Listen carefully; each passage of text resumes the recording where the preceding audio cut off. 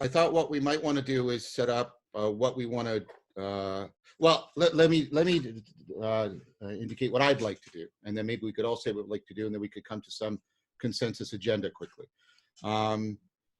I'm interested in exploring, and this is completely self-serving in a lot of ways, this project that I'm on right now, which is the project of trying to understand what's happening in terms of a lot of our shared work, in terms of, you know, comparing it, I think, fruitfully to the ancient meta-psychotechnology of dialectic, and trying to put that into a dialogue with what's going on, and see if it's possible to integrate the kind of thing you do, Guy, in circling, the kind of things you do, Jordan, in your talks where you're pursuing coherence with people. If we can integrate that with, you know, Philia Sophia, for lack of a better term, so that we have something analogous to the meta-psychotechnology of ancient dialectic. I've been trying to work out both the cognitive science and the phenomenological dimensions, and try and get in the coordinator by starting a lot of new research, Sperber stuff on the dialectical nature, the dialogical nature of reasoning, Proust stuff on procedural metacognition, because I think it's deeply relevant, for example, to what's going on in circling. And so I would like to, and you know, and I've been exploring that with both you, Jordan, and you, Guy, individually, and then you guys have also been doing something, I think, at least structurally analogous. And then, you know, and Chris is, of course, one of my constant partners in crime in all of these endeavors on trying to see how people are responding to the meaning crisis. So that's what I would like to do. Maybe everybody could take a moment, you know, check in and say what they would like out of this, and what also might be valuable to our, you know, our respective audiences, et cetera, because we're deciding to record this. And then maybe we can coordinate a consensual agenda. So I'll pass it to Chris next. Okay. So what I think it might be interesting to sort of, there's this particular strand, this particular, I want to call it a method, but it's not quite a method, but this sort of, these kinds of conversations that are happening in the virtual space are inflected with a particular kind of telic orientation that is setting them apart from the normal discourses that we're used to seeing. Because we're used to seeing discourses in one of a number of categories, right? We're used to seeing discourse as casual and social, or we're used to seeing it formalized in the sense of more academic or scholarly or intellectual conversations. We're accustomed to seeing things framed in debate. And obviously debates are inflected with competition. And so that creates a particular accent and a particular way of relating to the exercise. And that's clearly not what's going on here, right? What's going on here aren't a series of debates. And even though they're social and they're genial, and there's a certain warmth to these conversations, which is an asset to them, they're not quite that either. So there's some combination of a more scholarly or a more intellectual interface, but accented with this sort of warm conviviality, and the fact that then they're recorded and they're publicized adds yet another dimension. So you and I were talking recently about this, John, about how the combination of these different strands of conversation, these different methods of dialogue into Dialogos maybe creates a fertile ground for symbolization, for something altogether new. Yeah. And something that might actually be a host of something that then can be leveraged in all kinds of ways. So maybe to annotate, how is this kind of Dialogos different from what we're accustomed to? And then what potential does that afford?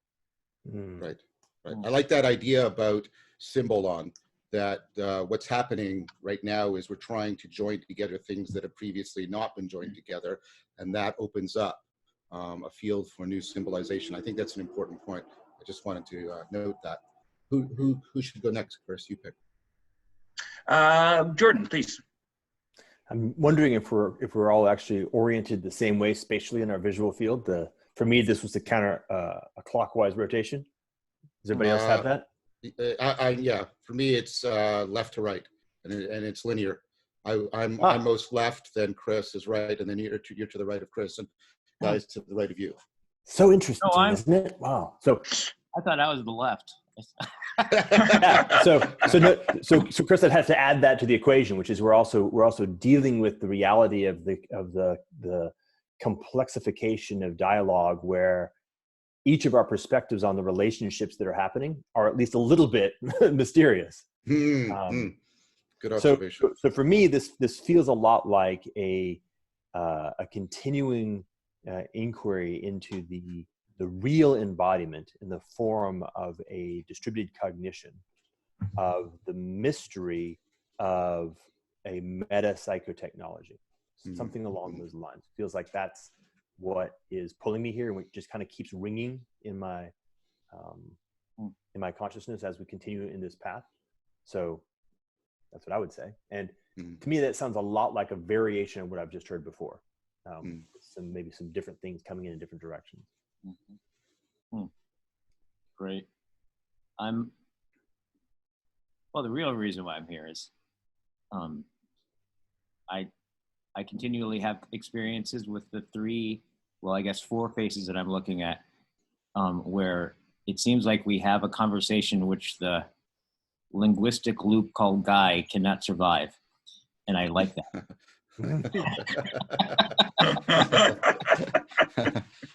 So I want that to happen.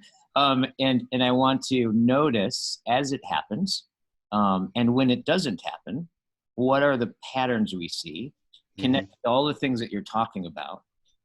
Because I think that there's one of the things that brings us all together that you've all kind of mentioned is there's some kind of dialogue, like Dialogos that goes on that seems to me one of the few places in our times where people are relatively still, as Chris highlighted, available to be touched, right, in ways that go beyond all of their representations, and reorganized.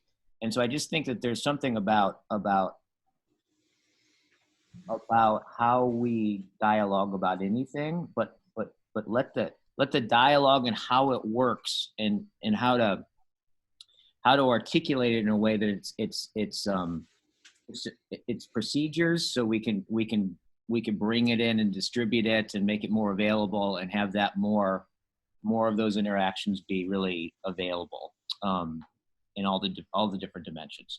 So I want to talk about that, and I also want to find ourselves doing it and not doing it, and then noticing that, and then asking ourselves what was just happening. That's very good. Jordan and I talk about, constantly moving between head and hara, the conceptual theoretical space, but also re-engaging deep in the hara, right? That embodied centeredness. And so, yeah, I think we should keep that going. Maybe I could start if I'll just propose something as an initial thing, and maybe that would gel, because it sounds like we're pretty convergent in what we want to do. I want to pick up on what Jordan said, because the work I'm doing was sparked by his invocation and the insight that he provoked in me when he invoked the notion of a meta psychotechnology, a psychotechnology that in some sense orchestrates and shepherds, vets and generates and dispenses with obsolete psychotechnologies in some fashion that coordinates to give us access to the power of distributed cognition and the collective intelligence therein as something that will guide us normatively and practically in, again, the generation, the dispensing, the organization, orchestration of psychotechnologies for addressing what I've called the meaning crisis.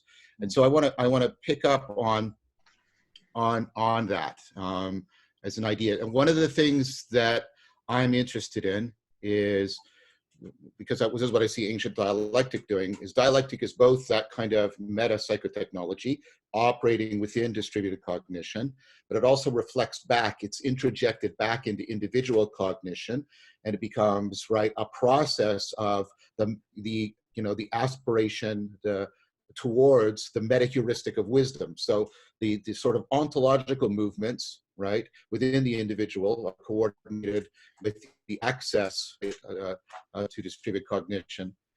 And so those are, I'm trying to sort of lay out what I'm not claiming this is exhaustive, but this is sort of an emergent phenomenology. And it's helpful because it's a phenomenology that can be put into some cognitive processing terms for me. So there's, if you'll allow me, there's a horizontal dimension, which is the interpersonal, which leads to the meta-psychotechnology in distributed cognition. And then dialectic also has the meta-heuristic of wisdom, and those two are feeding each other. And then there seems to be another dimension, one we've already alluded to, in which we're constantly shifting between theory and theoria. We're shifting between theorizing and then taking it back in and seeing if it becomes something that is contemplatively available to us, viable to us, right? And then there's one that Jordan and Guy have marked very clearly and repeatedly, and I think, and this is a provocative, I mean, in the sense of thought-provoking thing, there's this other dimension, which is every current conversation is enmeshed in, right, feels the constraining presence. I mean constraining in both positive and negative sense, you know, both limiting and affording. The constraining of presence of other conversations that are right, so that, I think, Jordan, you called that at one point a meta conversation, the meta conversation.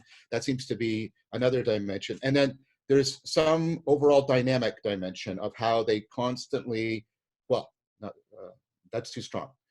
They have the potential to, like, come into, I'll use your term here now, Jordan, a kind of coherence, whereby they are mutually affording each other in a sort of non-linear fashion that has some intelligible novelty as a constant feature of it. It's constantly having an emergent disclosing aspect to it. So those are sort of the dimensions I'm sort of seeing at work in what we're doing. And I'm just putting them out there and asking now for some responses, so we can get some, you know, get some riffing going, get some jazz. Wow, Brother John lays down a mean bass trap. I felt very much dropped into the groove. So Guy, from my perspective, I felt somewhere between 75 and 80, 90% of the time that there was a feeling of flowness there, that I could actually kind of like feel myself dropping into the space that was expressing itself through John's voice. And actually, I popped into a place of actually noticing it very physically when he corrected himself on the term constantly with regard to the meta conversation. Because when he corrected himself, it brought my attention to the fact that he himself felt that something was off in the flow. And then I was like, oh, yes, that's right. And so even deeper, it was actually brought deeper into a feeling of resonance and synchrony, because I could actually sense where the flow was and where the languaging had been off.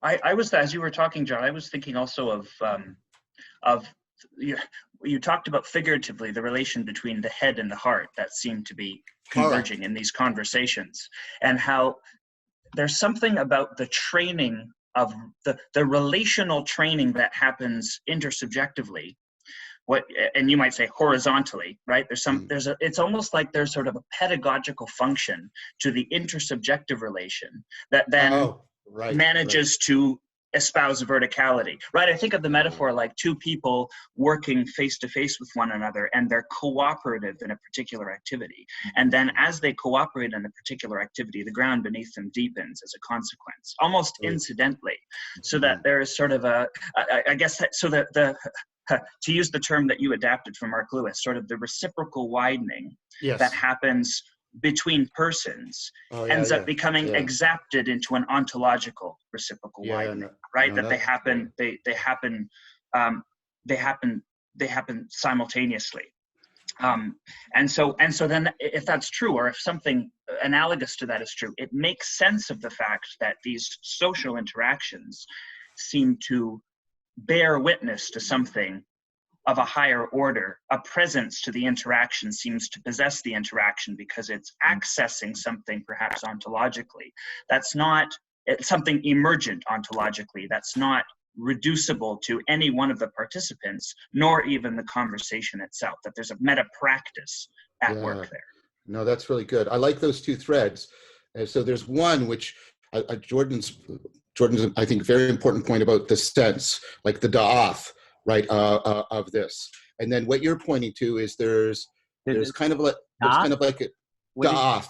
Oh, da'ath. Da'ath is an ancient word for sort of faith, but it means being coupled to a system such that your transformation discloses to you how the course of events is undergoing transformation, and you can follow the flow, and then you can sense when you're off course and trespassing, and then you need to come back on target and stuff like that. It's sort of a biblical notion. I was using that because what Jordan's pointing to is there's very much that sense, and yet it has a normative guidance to it. And then for me, that links, I think, I get a sense, I don't know how to articulate it, but I think I get a sense that it links to what Chris is talking about, because the seduction, right, eduction of this emergent thing seems to be a place that, well, to use your words, Guy, it calls to us. That it has that kind of normativity. The eduction, like it's like as things are getting educed from us, we feel something has emerged that is also drawing us. The drawing forth from us in education is precisely the sense of something beyond us drawing us along. I'm trying to tie the education that you're talking about, Chris, to the sense that Jordan was mentioning.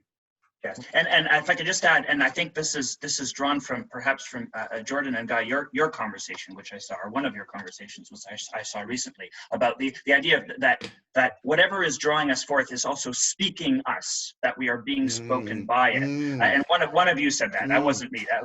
But this idea of vocality, which harkens to logos, right? The meaning of logos as a vocality, as being gathered by it, being spoken by it, I think is wonderfully resonant. Both of those, being gathered to belong together, but also being spoken, like intelligibility emerging from us and in us.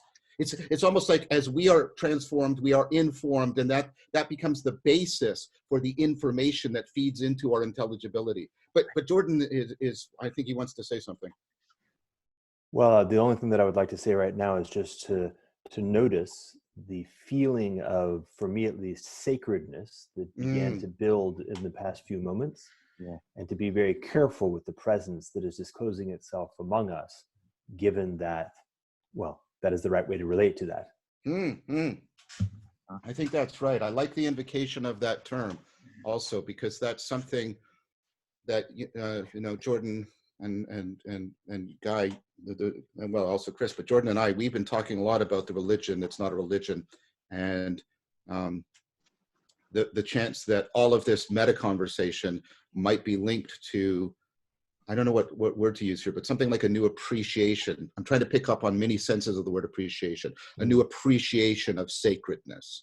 And it seems like, I'm really glad that you said that, Jordan, because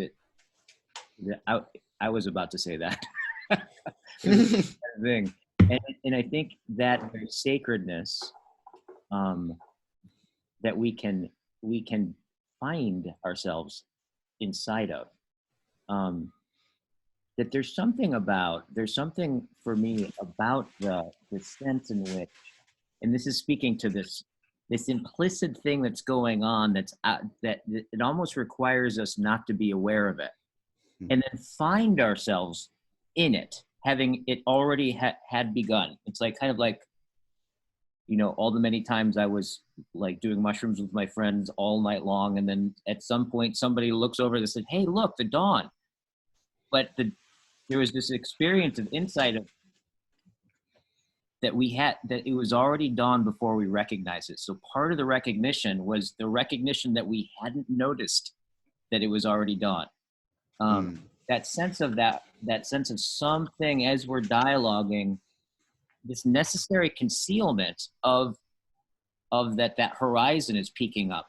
And then there's that moment of already, right, of alreadiness that reveals the ground that we were standing on. This kind of sense that the ground and the horizon, there's this kind of moment of reveal, unreveal, that is that seems characteristic or can be disclosed, that we then, I think, call something like sacred. I would I agree. love the. Go ahead, Chris. Go ahead. Sorry, I love the use of the word dawning, Guy. I think because it both it evokes the sort of the illuminating metaphor, but also the coming into being, that something comes into being by realization. And that our realization of the presence is also its coming into being, that the two are coupled. And dawning is such a beautiful term because it speaks both of those together. I love that. Yeah, I love your use of that. The dawning also indicates that that there's a horizon from which the dawning thing has come, right? There's also a sense of, right, the dawning points to that from which, right, the darkness from which it will always come, right? Because it comes from over the horizon. And I like that aspect of the idea of dawning too. So, I mean, this is a theme. I announced at the beginning this was going to be one of the things I did. This is a theme in the ancient practice of dialectic. I mean, and the metaphor that Plato used, and he used it, and it's a difficult metaphor given our current sort of cultural political climate, but the metaphor is so apt because of all the things he evokes. He says we always have to be seduced into philosophia, right? And this picks up on Agnes Callard's notions of aspiration, right? If we made it, I mean, this sounds simplistic, but if we make it, it's not sacred. I mean, we have to feel ourselves drawn into it, and it has to have like something analogous to agency, though, like what you're talking about, Guy. It has its own internal grammar, if you'll allow me that metaphor, that is running before us, and that makes it possible for us, that we have to have kind of a reverence and respect to. Mm-hmm. I think that's, I agree with that, and like I say, that resonates. The reason why I like the seduction metaphor, for all of its troubling associations aside, is it brings in, right, again, because think about this, love is that way too, right? Love draws you, but if you make it, it's not love, right? And if you're just receiving it, it's not love. This is what I'm struggling, and you guys have all seen it. I'm struggling to really try and develop this Platonic notion of participation, right? It's neither, if we make it, it's not sacred. And if we try to make love, it's not love. Sorry, you know what I mean? We can make love in another sense. But if it's something we try to construct in an authorial fashion, it's not love. And if we're just receiving passively, that's not either. And the reason why this matters is because I know Jordan talks a lot about love, and this brings up one of the Platonic virtues, which is sophrosyne, right? So this is we have no good word for translating it. It's often translated as temperance, or moderate, modesty, or moderation. None of the words are good, right? It means a kind of self-control, but it's the kind of self-control that we find ourselves in. Rather, it's not like encratia. Encratia is, I want to do that thing, but I'm not going to do it, and I hold myself back. I make myself not do it. But sophrosyne is, I could do that, but I don't want to. Right? I'm naturally tempted to do the good. I find myself loving the good rather than having to resist the evil. And so the reason I'm on about this right now is because that seems to me to be a point where sort of Platonism and Christianity touched, and the notion of the church as a gathering, and Platonic dialectic as a gathering, the logos in Christianity, the logos. You see, I'm flinging things out here because I can sense them, drawing towards each other, and that's why I'm here. I want to bring this into discussion. I want to see, what we can do with these potential connections. That's dialogos. That's dialogos. John, would you say the Greek word again, and if you wouldn't mind spelling it in the Greek letters? I don't know if I can spell it in the Greek letters. I haven't done my ancient Greek in a bit. It's sophrosyne. Sophrosyne. Yeah. So our script would be SOPHROSY or SU, because the thing in Greek is between the two, UN. And so Y or UNE. And Yeah. It's one of the 4 cardinal virtues with wisdom, courage, and justice. And it's one that we don't talk very much about in our society, but because of its connections to love and logos and ecclesia and dialectic, it seems to me like it might be the virtue that senses the normativity that we're talking about here. That's what I'm proposing. Mm-hmm. This sounds very much like it's a nice way of describing how I felt before I spoke a moment ago. There was an awareness of a path, 2 paths. One path had a path that was moving too fast, sort of muddying the waters or grasping, and the other path was a path that had more respect and therefore was more available to reveal, and that the sensing of rightness, like the real, like listening to where rightness was calling and which direction had that feeling of being called up and into, oriented towards the path of we need to be very careful of protecting the sacredness of the moment. So Frisson, okay. Right, and so Plato dedicates a dialogue to it, in fact, the Charmides, where it's all about Sophrosyne. And it's interesting because it's a dialogue that's also considered to be where he talks a lot about his notion of rationality, and also one of the clearest exemplifications of Socratic and Lincus. All those 3 were circling very tightly together in that particular dialogue. Jordan, when you made that distinction in that felt sense of there's something sacred and there's a pace, and you could feel the 2 and be aware of that you were feeling the 2, for lack of a better way of putting this, what was the sense organ you were using to feel the difference? Excellent question. It felt like from the top of my throat to about 6 inches below my belly button and my front. So you'd say my upper torso. Yeah. And the thymos. The thymos, yes. Yeah. And I noticed as you say that there's like a couple of other examples where there's a feeling of that sort. The one that just came to me was actually as a child, actually learning how to be in relationship with an animal, mostly like a cat, where there's a sensing of a real sensing of the sensitivity of the moment and how to actually put yourself in a place where you're creating an invitation, and very, very, very much has to actually be a real invitation. It can't be a fake invitation. You know what I'm saying, the difference? Yeah. And really just listening to what is calling for itself in the other, something like that. That's beautiful. So this reminds me, what you just said reminds me of a distinction that I think you made this distinction of vulnerability versus exposure in one of these dialogues, and I remember thinking that or hearing that and thinking that it was such a well articulated distinction, because to me it actually tracks the modal difference between the having and the being, right? Because exposure is that something has been laid, that something has been involuntarily stripped from you, that you've been somehow dispossessed and are at a loss, and are in danger. And vulnerability obviously is volitional, and that's the difference. So there's something about the sort of volitional nature of being vulnerable that allows the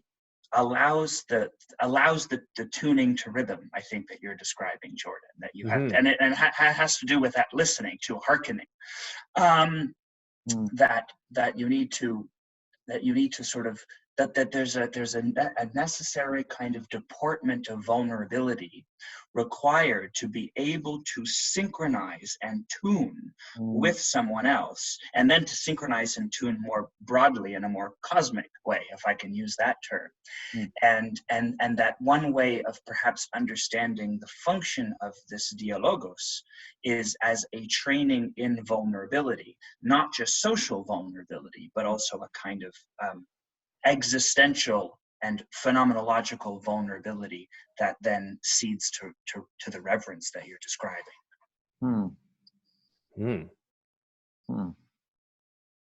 There's a lot. I noticed hums happening. Yeah, that was good. And this something I just wanted little pieces. That are speaking to me is there's something about listening or hearing that I'm hearing. That sense of, because I've noticed if I look into my own life, okay, so there's that quality that you're talking about, where what are those things that if I tune, which transcendence, what beyond the horizon, if I tune into it, will afford all these capacities coming forward, right, in my character and draw out in another else and then create these things, right? What is I guess it's like, well, what sense organ, maybe literally and metaphorically, do I use to detect that particular transcendence, right? And then notice what's off and on in that kind of way. And I think hearing is what's really speaking to me, because there's a way in which seeing, right? Seeing has this quality as its own kind of temporal dimension to it, where it's like you see surface of things, right? Therefore, you end up when you're in a lot of seeing metaphor, you end up explaining a lot, right? Because you're only seeing the surfaces, so it draws a certain kind of temporality to it. And you can also kind of get the sense of like the Newtonian worldview, very much. You can see the world as like things that still, and then they move, and other things move, and you get this kind of you can draw out Newton and all of its wonders. But then there's listening, which is, listening has this quality, as far as I can tell. It's like, one is like, if I look at the table, right, I have to kind of explain what's going on internally. But if I hear the table, there's a way that it discloses its interiority, right? There's something about sound, right? And then if we look at like, well, what is, dialogue? Like there's, if we couldn't speak to each other and we were just standing here looking at each other, like it'd be a completely different experience. But there's this thing about that through the medium of sound and hearing that seems to reveal interiority, evoke an interiority, and use the organ of interiority, right, for it to be revealed. The other thing about hearing, which is really interesting when you think about it, that's different than seeing, is an acoustical space is in a certain sense infinitely unfillable. Like where visual space, I can kind of fill it up, right? There's a finite, but like acoustical space, I think you can get it as like deeply silent, or you can get it infinitely loud. There's something about it that has an infinity about it, like a horizon in which it can resonate so many different things at once. So I'm just kind of this is me kind of clumsily trying to. Well, that's the one thing I wanted to pick up on, though. The last thing you said. See, sound has the capacity for a kind of resonance that vision doesn't have. And it's interesting that because the Hebrew God is invisible, the overwhelming sense that is invoked for coming into relationship to him is hearing. Hearken, hearken, hearken, hearken. Or taste. Hearken and taste. Because those are ones that describe resonance, because the relationship is a covenantal relationship, which is not a contract. We misunderstand a covenant as a contract, because a covenant is supposed to be a relationship of resonance, of reciprocal opening, not just agreement. And so I think hearing is covenantal in the way, right, in which sight isn't. Like, I think you're right. Sight moves us towards more of an appropriation relationship, whereas hearing, if I'm getting you right, because of its capacity for resonance and covenants, puts us into that kind of reciprocal relationship. And one thing that resonance, I think, actually does too, John, is it seems to be evocative of the other senses. A sound can evoke a smell. A sound can evoke a sound evokes tactility in the way that sight doesn't. And I think that's all folded into that resonance, is that capacity to be is the capacity to fan out those evocations. We can embody aspects of sound. We literally embody. It's participatory. We embody in our thymos. Yeah. We embody in our thymos rhythm and pacing and lots of things. It's like, and also you're on the horizon, right? I can hear something and not know what I'm not. And there's this link between, if I hear something, I don't know what it is. My wife is like this, like crazy. She hears a sound. She doesn't know what it's like. Everything stops. We got to know what the sound is. There's this kind of link between hearing and knowing, and that there's an availability that hearing has the capacity to hear what it doesn't know, right? Right. So there's a kind of vulnerability in the center of hearing. Yeah. The implication of hearing has the notion of the relationship between the silence and the sound. And notice the metaphorical connection to the rising of the sun. Right. When we know that the sound is followed by silence is followed by sound, and that's how we understand that when the sun goes away, we have a feeling that it comes back, and that there's rhythms in nature that are happening all the time. And then we are always going to be open to the possibility of what comes next, because we have a feeling that nextness is a thing. Right. That's good. Rusin, in his book, Bearing Witness to Epiphany, talks about the musicality of intelligibility, the way you just talked about, Jordan, that there's these rhythms that we pick up on, and they're constantly playing between determination and what's indeterminate, like you said, Guy. And so there's something interesting there, Jordan, though, because that brings me back to Da'ath, because what you're talking about is a kind of trust, which isn't the same thing as, like, seeing that it is the case, but it is a sense of, again, resonance. I've been trained to trust, because that notion is circling around again, that one of the differences for me between vulnerability and exposure is that vulnerability, for me, and this is how I've expressed it, when I sense reciprocal, covenantal vulnerability with somebody, that engenders trust in me, which is not the same thing as me knowing, now I've got Jordan, I've got him, I know what he's going to do. That's not what trust is. Trust is not, I see what he's going to do. Trust is, right, I have this embodied sense, we're coupled together, and he's vulnerable like me. We are co-humanized together, and that's why I'm trusting him. Right. That covenantal co-respiration, I think, is much of what we mean by faith. Would you say that again?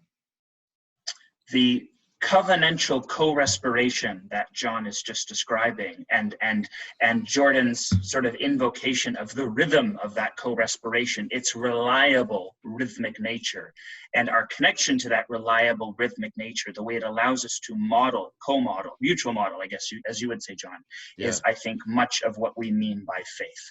Yeah, it's the sense that the mutual modeling has taken present. It's present. And the thing I want to say about the reliability, I think that's the right term, but I'm cautious, and I want to do what Jordan said, always respect the sacredness here. The reliability is not that, like I said, you can see all the implications. It's a reliability that, this sounds like a Zen koan, it's a reliability that expects novelty, right? That expects— it is alive. Yes, exactly. Yeah. I'm wondering about that. That expects, it's a reliability that expects novelty, but it also sounds like what created its reliability was, in a certain sense, its relationship to novelty. Yeah, I think it's the sense that there's the coupling gives an adaptivity to novelty that you have a sense of now embodying. That's how it feels to me. I feel like when I'm talking to you guys, or even when I'm talking to somebody who I might have more significant theoretical differences with, I use the example of Paul Vanderklay, and we should invoke Paul in this conversation anyways, because he's present in a sense. He and I disagree about quite a bit, or Jordan, your conversation with Jonathan Pajot, I think, also speaks to this, right? The two of you, I sense, because I've talked to both of you at some length of more philosophical topics, you have some significant philosophical disagreements about some things, but nevertheless, there was genuine resonance in there, and I sensed that, again, you were being equally vulnerable, and there was a growing sense of trust between you, because I could sense the flow of the conversation taking shape. And that's exactly it. And it's precisely because it takes shape beyond me that I have a trust in it. That sounds so simplistic, but that's part of what's going on. Well, there's this feeling that I've had. My wife and I have begun playing instruments together with our one-year-old. And neither of us have a particular history of musicality, so we're actually just exploring that all together. And one of the things that I've definitely noticed is that there's a period of time, let's say we both have drums, where something's not there. There's a lack of something. And then there's a moment, and as Guy will remind us, it is a moment that we always notice after it has already been there, where there's a sensing of there being a dropping into a groove, right? A sensing of there's something that is now holding us that is real, and it creates a context of this notion of da'at, this notion of faith, this notion of trust. And as you say, John, precisely the aliveness of it is that many, many things can happen that are totally unexpected, unanticipated, but they're all right because they're held in the groove. And there's something about not just all right, but actually they're delightful. They open things up. And so there's a move, like there's a rhythm of the rhythm, and all of a sudden a pause. And if somehow we all kind of knew how to hold the pause and the silence and the silence and the silence. And then when the note drops back in, it's a feeling of boom, we're back there. But the groove is actually holding the whole space. And that seems to happen, right? That seems to happen in the conversation where there's a time where we're trying to figure out how to actually bring this thing into the groove. And the groove lands, and we can feel the invitation of the possibility. And each thing is now invited into a higher degree of novelty and a higher degree of creativity because it's held in a container where that possibility is, well, the word I would use is joyful. Yeah, I like joyful. I like joyful. So it's Yeah, like, I like that. I just noticed a sigh, like we stopped talking in that moment. What is this moment for us? I'm appreciating the joy. Appreciating the joy. I'm both understanding and gratitude, and thank God I'm alive, and I'm glad to be here. And these guys are great. That's all. That's what it's all going. That's what's happening. Appreciation comes to my mind too, in both senses of appreciation, right? The gratitude part of appreciation and the deepening, the deepening anagogic sense of appreciation. Yes. Yeah. Anagogic, right there. Yeah. The ascendant sense of appreciation. I just want to note that.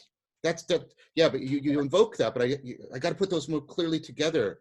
Thank you, Chris. There's a deep connection between Dialogos and anagoge, right? There's some because the moving up the ontological levels is also making use of the horizontal thing, but it's transposed onto the world. Oh shit! Sorry.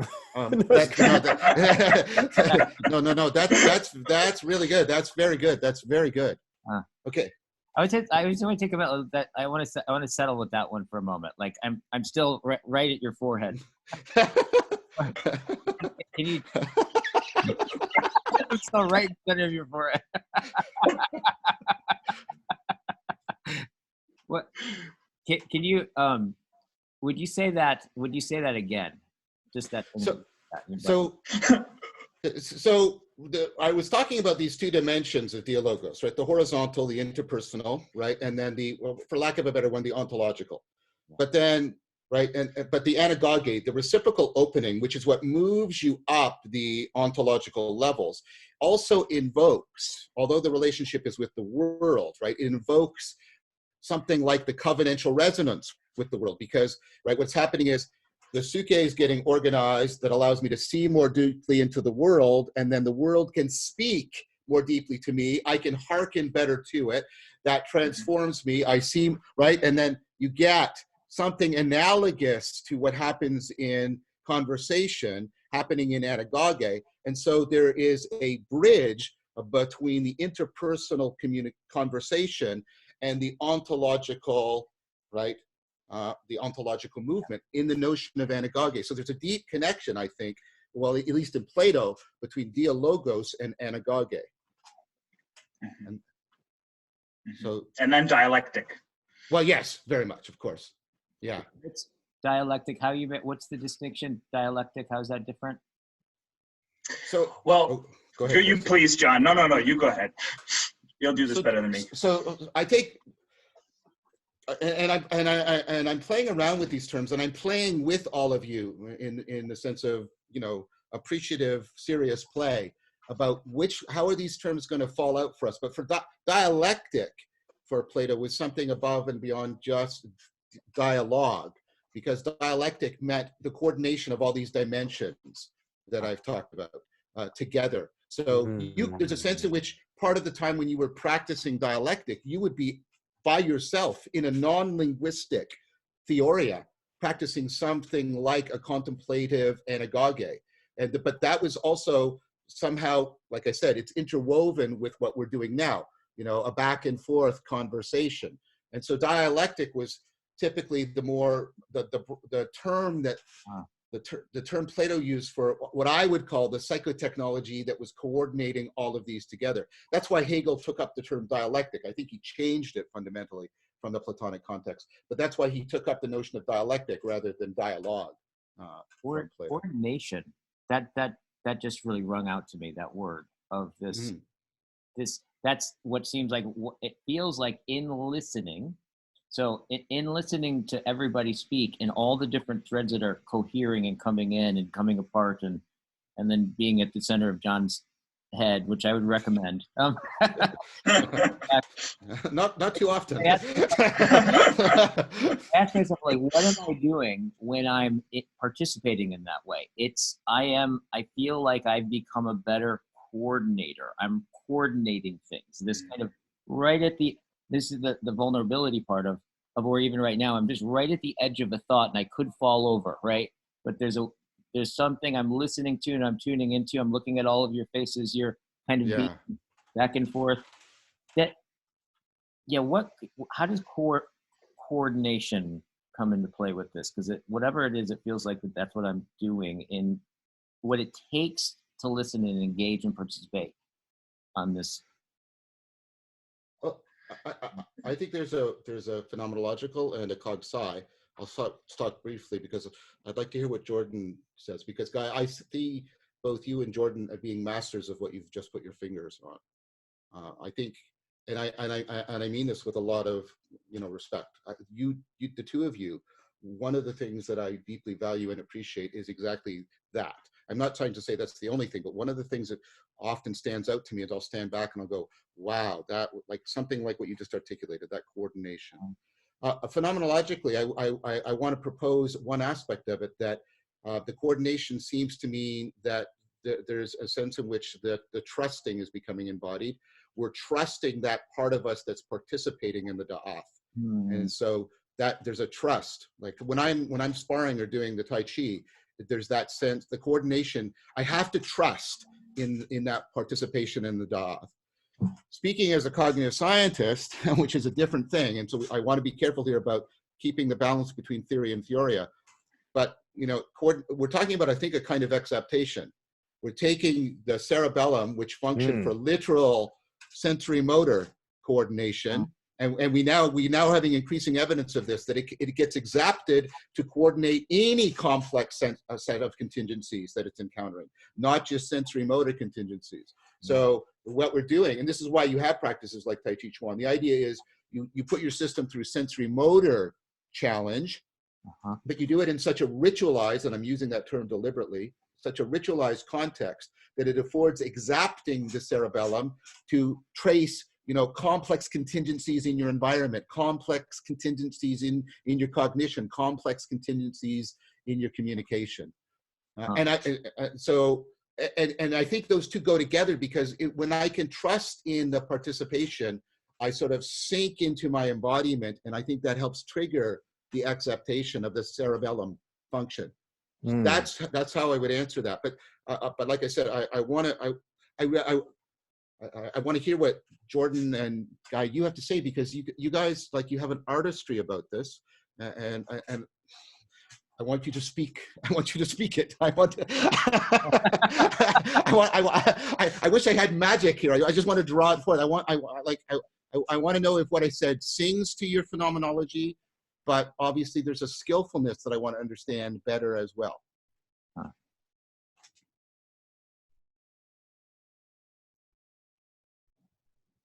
So now I made silence.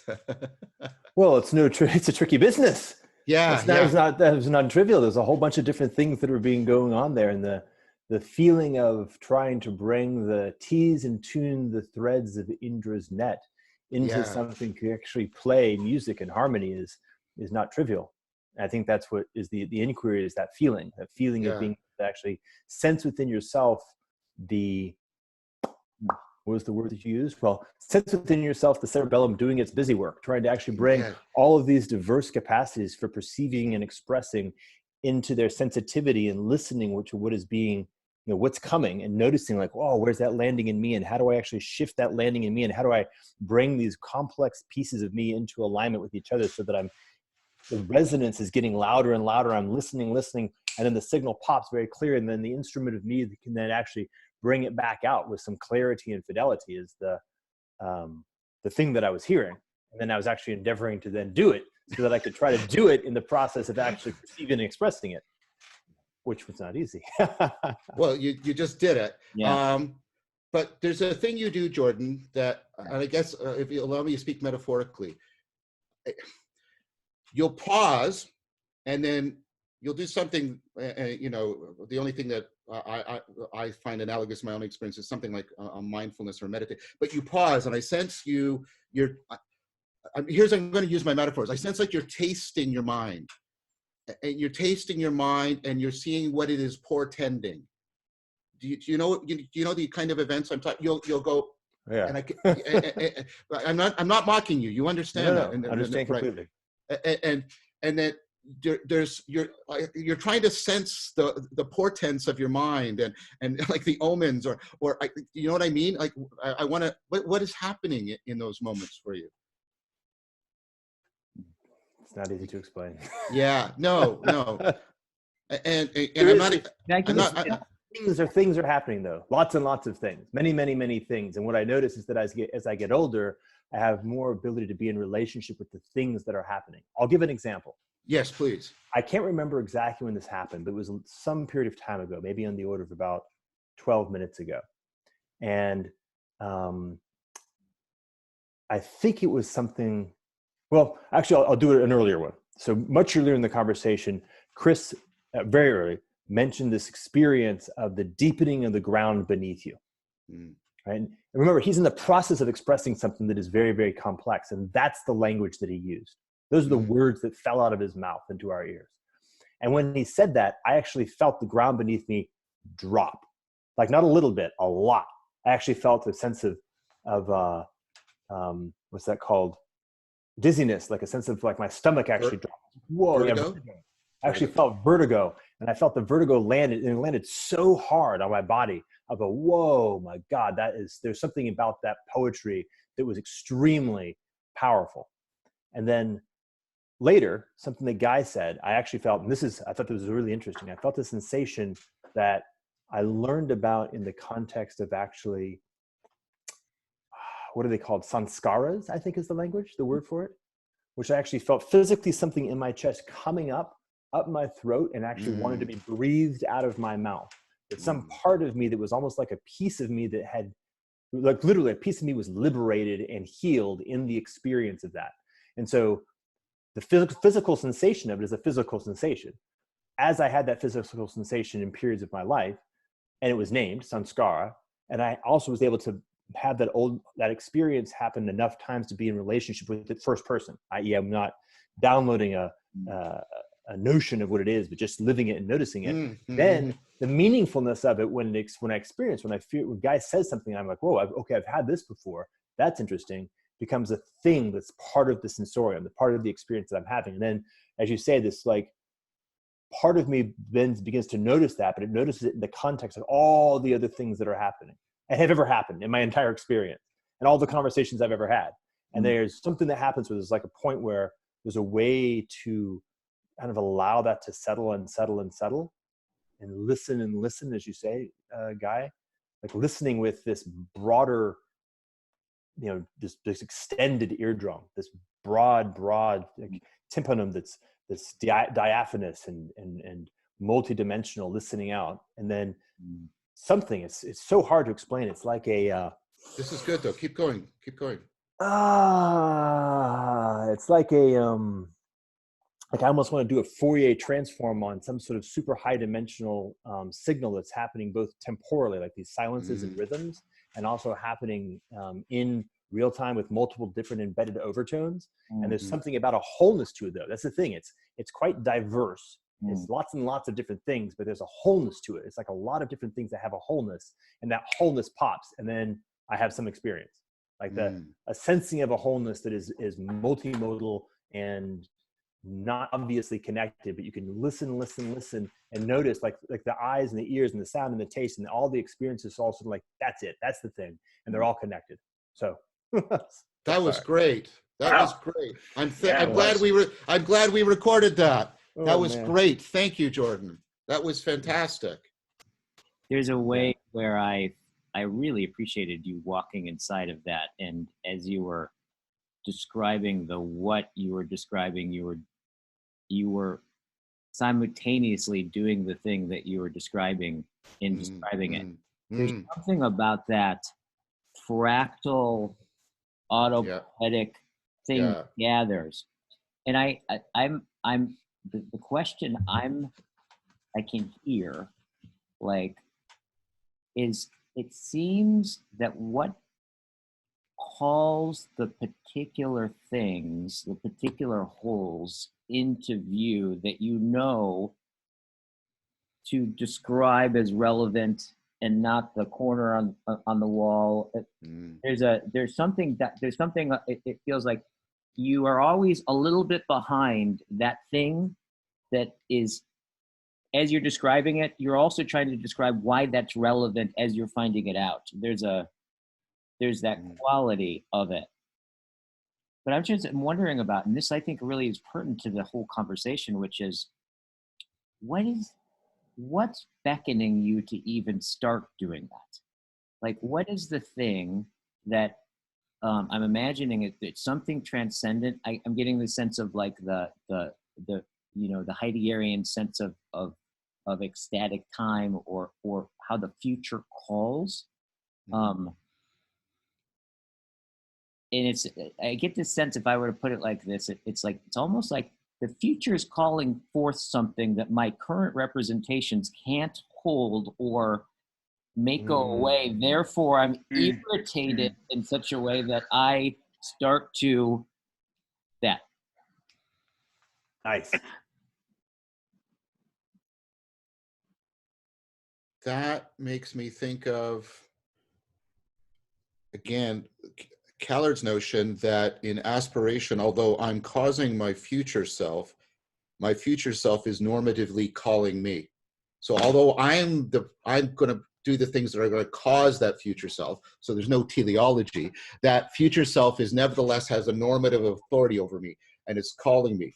So what I'm wondering is, does it happen that the world, if you'll allow me to stretch this into an analogy, does the world have a future self that we have to cause to be, but nevertheless is normatively calling us forward? We're aspiring towards that world, right? And it's inspiring us. I take inspiration to be an insight that affords aspiration. I call that self-Brienne. What did you call it? That self-Brienne, my wife. It has that quality to it. Yeah. Yes. No, hold on. No, that's not, yeah. That is, like, I've had this experience. I've mentioned this to Vanessa several times. Like, I've sometimes referred to her as my unconscious, or I am not actually even able to be aware of myself or what's happening unless she is in relationship with me. Like, if our relationship is off, I don't even know what's going on, because I've realized how much of that. And so what you just named there, Guy, I think is actually for real. Like, yes, the sense organ that invites us into the future, she has a name. Yeah, that's again that I find the same thing with Sarah, and that brings back again that this is again, that's a Platonic notion. Diotima ultimately was the one that led Socrates, right? And that, right? And again, there's the seduction metaphor, evoking that Eros is at work in all of this in some powerful ways. I agree with Jordan, Guy. I think that was a very fortuitous thing you just did there, naming naming your partner, well, she's your wife, sorry, naming your wife, and you, Jordan, also doing that. I find the same thing with Sarah, that same thing. So what did and that, of course, is, I mean, to speak as a cognitive scientist again, the mutually accelerating disclosure is how you fall in love with somebody. The mutually accelerate, that's the work, Aaron's work, right? The mutually accelerating disclosure. So I get more and more vulnerable and you reciprocate. That's how you fall in love with somebody, above and beyond just wanting to have sex with them, right? Like falling in love with them is the mutually accelerating disclosure. So does that mean, so this sort of just, this is a, I don't know if this is a weird juxtaposition. Does that mean that there's a vulnerability to the world as well? Okay, this is I'm. I just want to say the perceptual shift I just got on that was made me turn around.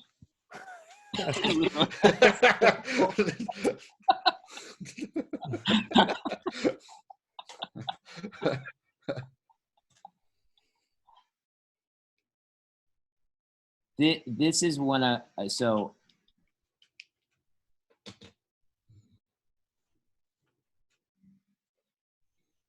Does that mean that there's a vulnerability to the world? Mm-hmm.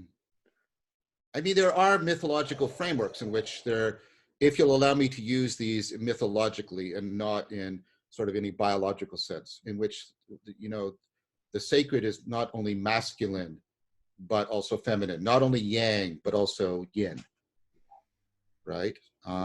Which brings in the fertility, the womb-like quality. Yes, exactly. Both, yes. Both, yeah. both the womb-like quality and the fertility, the source of creation. And the Hebrew word for compassion literally means to be like a womb. Right, which is, I think, in some ways a better way of understanding, perhaps even more reflexively, than the sort of partner-to-partner relationship that the three of you are describing. But it's a better way to conceive of oneself as that, having that womb-like property, because then your commitments, your covenants, your inward covenants aren't to a product, but to the processual crafting, the processual birthing. And Socratic midwifery is to respect that wombness in other people. Yeah, of course. And there's a way in which that the practice of that midwifery,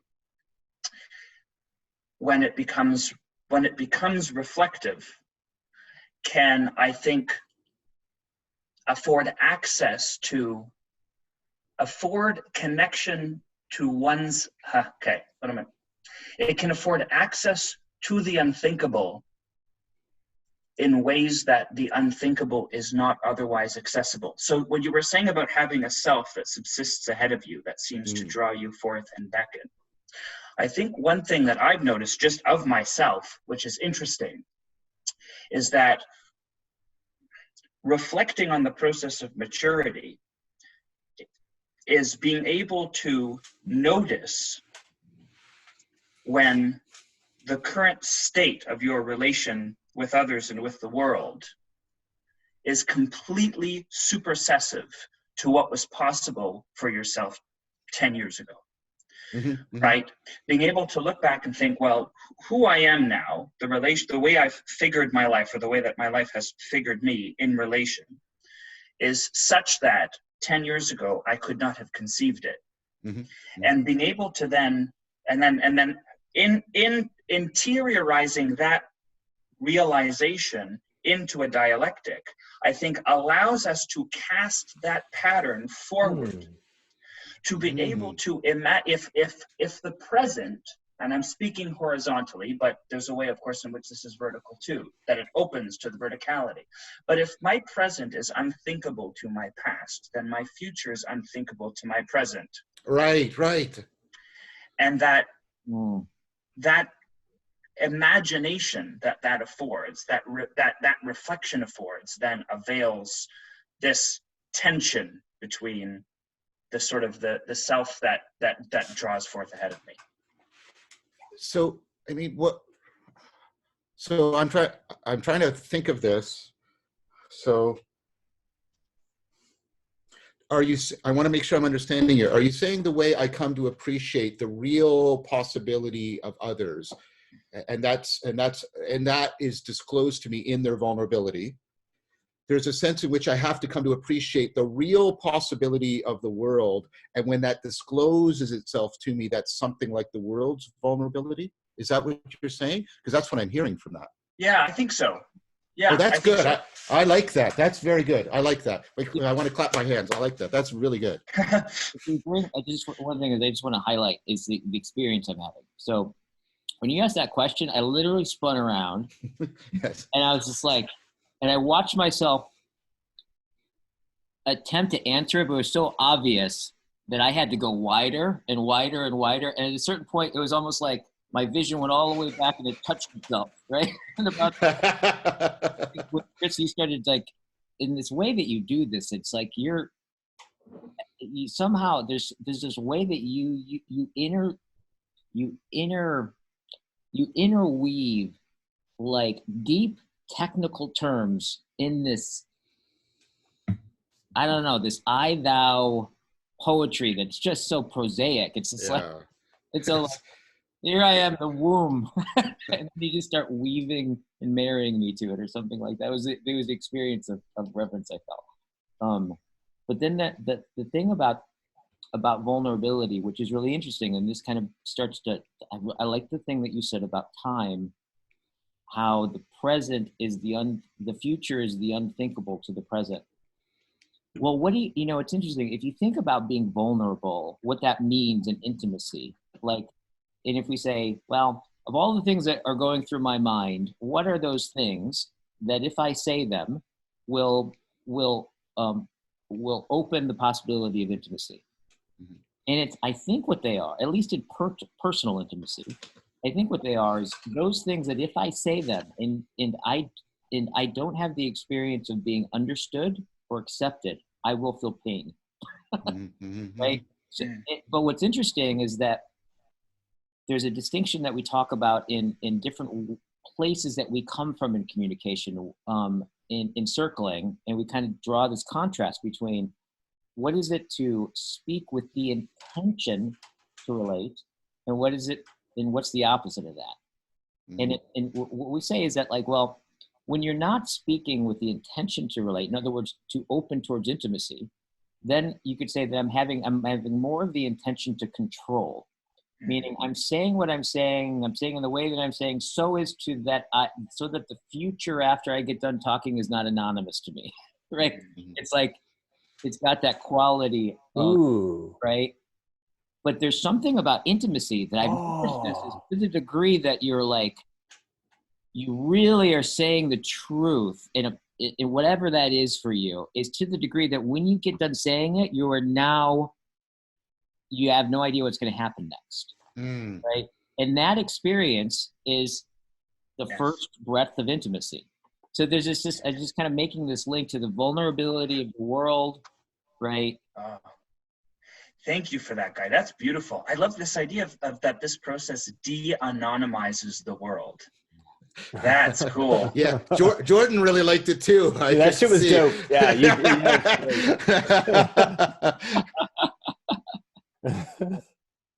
So like you're kind of I-thouing the world without necessarily personifying the world, and that's a way again of entering into a kind of sacredness then. Yeah. Which explains how then the social relation becomes transmuted into the existential and ontological relation, that the I-thou dynamic becomes the means of relating to the world. No, this is definitely some deep conceptual glue here. This is sticking things together for me. That was a really good point, Guy. That was really good.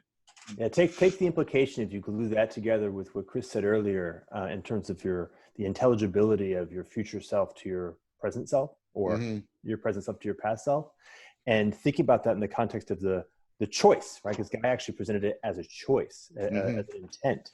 And so we can even say that to the degree to which I make choices such that my present self is in fact extremely intelligible to my past self, that I have in fact not actually been living in a particular way. So there's actually a very interesting, that I shall live such that my future self is incomprehensible to my present self becomes an aesthetic ethic invitation. Oh, that's very good. Fully live into the moment that my future self is so far, so de-anonymized from my present self that it's incomprehensible. That's very good. That's very good. That's interesting, because I think what you just did, Jordan, is you did something deeply analogous to the divine double that plays such a crucial role in the Neoplatonic dialectic, because the divine double is exactly that. It's divine because it's beyond us, it's incomprehensible, but it is the destination to which we are called, to which we are hearkening. And it here brings us kind of this out of this conversation that John and we had, I think, last time, which was just this sense of, it would be interesting to think about it in terms of in this dialogos that we're having and in dialogue, that like, is it possible that we can maybe look at the part of what gives the dialogue is the realization that the divine double of the dialogue itself. Yes. I remember that guy. That's a great point. Yes. Thank you for bringing that in. The divine double of the dialogue itself. Yes. Yeah, I think that, yes, that's right. And then, yeah, totally. And the thing is, I've experienced a bit of that in the circling I've done.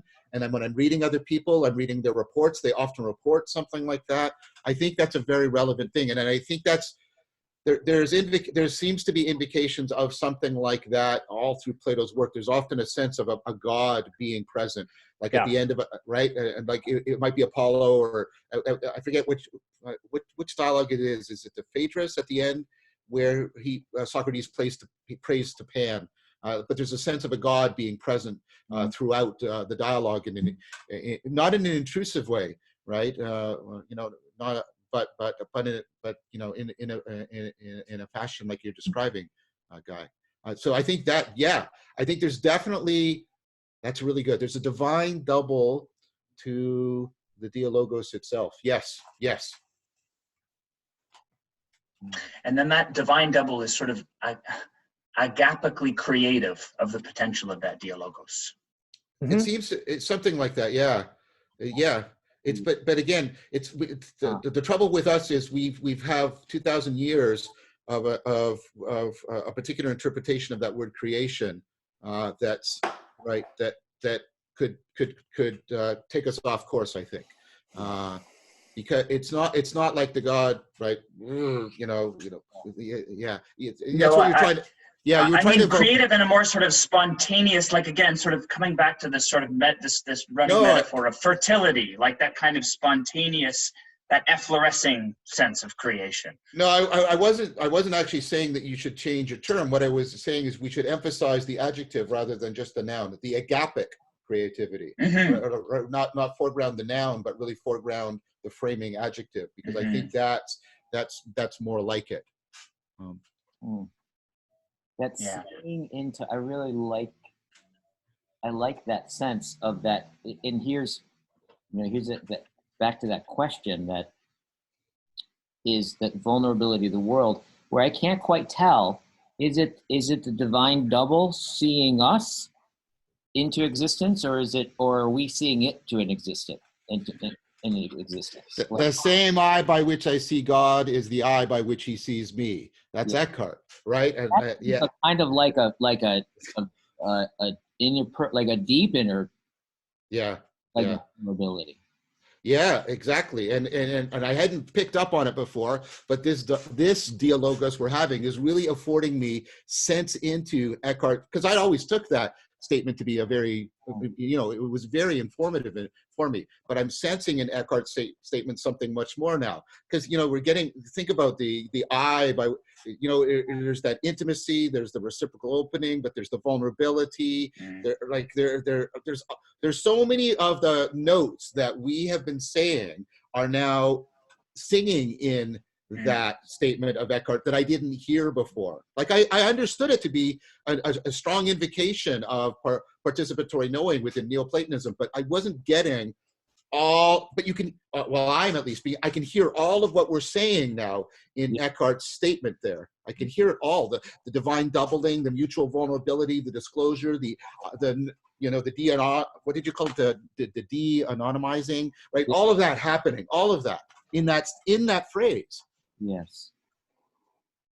And when the Dialogos functions in this sacral way, the identity of the conversation, the identity of the conversing is identical to that.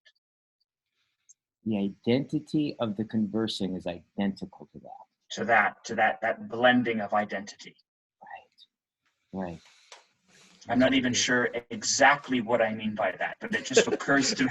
It just occurs to me that you know what I mean. But what we mean by that, sort of when the dialogue becomes an entity unto itself, that the way that entity identifies, the sort of the verse of that identification seems to blend into the seeing organ, right? Yeah. No, yeah. That's what I mean. The process by which it sort of comes into its identity is also the process by which the intelligibility of the Dialogos is coming out. Is that what you're saying? Right. Its identity is identifying as that. Yeah. That's cool. Yeah. And I'm really getting this sense is throughout the recognition can have both positions, like in a sense, as is probability vector. Yeah. Do you mean by that sometimes I feel I'm speaking and sometimes I feel like I'm being spoken? Yeah. If that's what you mean, yes, totally. At some point, you could randomly go down to what's happening, and I can find myself in one or the other, and they're both. Yes. There's something that's important that maybe both of them happen, and in that they can happen, that is itself its own. Yeah. Yes, very much. Yeah. Yes, I agree with that. Yes, very much. Yeah, and there's a certain artfulness or skillfulness of actually being able to be in relationship with that feeling and that sensation, so it's moving very smoothly. Yeah. Yes. I agree. I think of it as the metaphor I keep coming back to when I think about this is like an electrical conductor. That what it's doing, it's conducting something. It's not, which I think is commensurate with this idea that it's not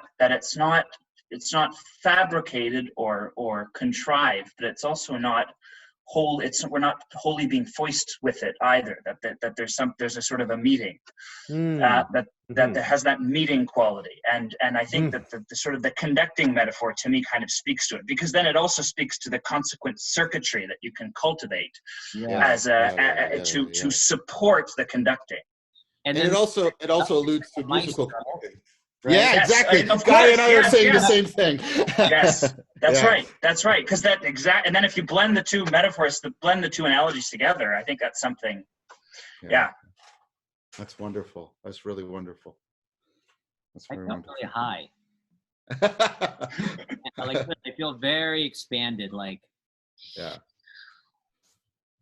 I'm actually finding myself hoping that somebody who watches this, if it in fact is made available to be watched, is very deeply on profound strong drugs right now. So that they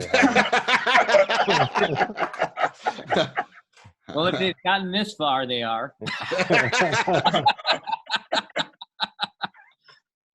Wow. This is so I'm getting ready just to go. This is really interesting, kind of a contrast, but I'm getting ready to work with a couple who are coming to me because they just said that they want to get a divorce. So we're having this last conversation. We're having a conversation to look at what can be possible. And I just feel like just from this conversation, I feel completely prepared. Wow, I'm glad to hear you say that. That's very touching. Yeah. That's great. But that's what you see at the end of the Platonic dialogues.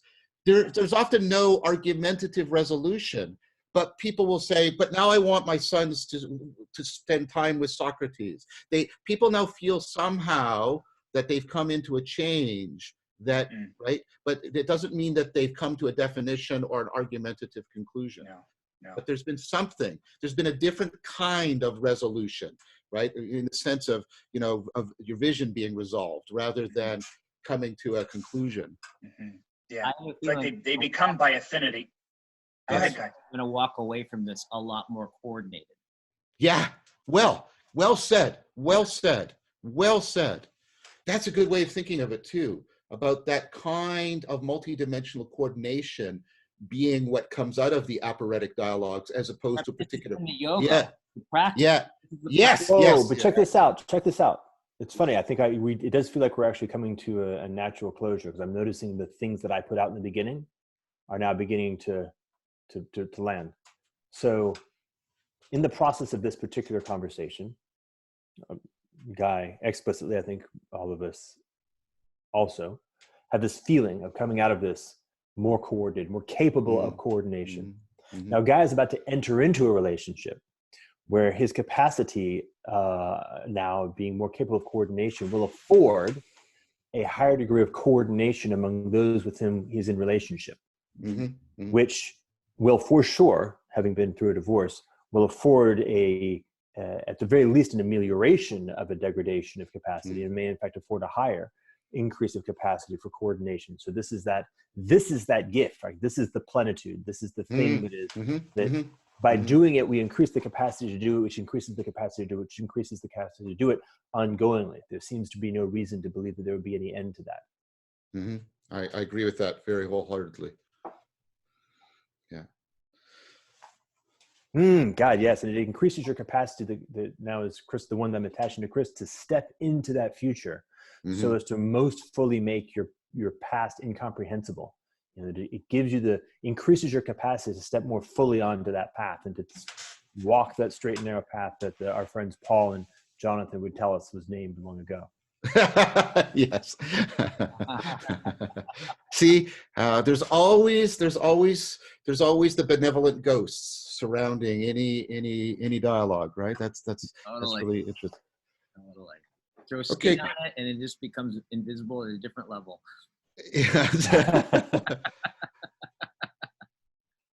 Well, with everybody, thank you so much. I feel gifted beyond belief.